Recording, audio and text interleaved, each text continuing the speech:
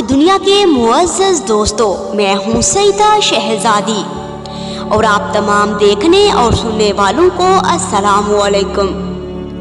ناظرین گرامی، ختمی علامات کے علاوہ امام مہدی علیہ السلام کے ظہور کی تمام تر نشانیاں تقریباً پوری ہو چکی ہیں اور بفضل خدا بہت جلد روح زمین پر قیام فرما کر زمین کو امن کا گہوارہ بنانے والی ہیں۔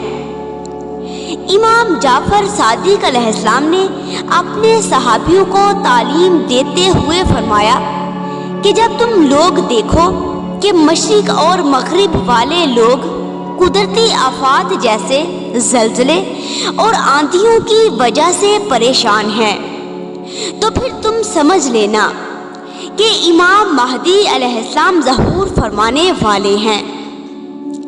ترکیہ میں قیامت خیز زلزلے کے بعد جو زلزلہ پاکستان اور بھارت میں آیا ہے، یہ یقیناً وہی علامت ہے، اور حدیث میں بھی اس بات کا ذکر موجود ہے کہ امام مہدی علیہ السلام کے ظہور سے پہلے کثرت سے زلزلے آئیں گے اور بے وقت بارشیں برسیں گی۔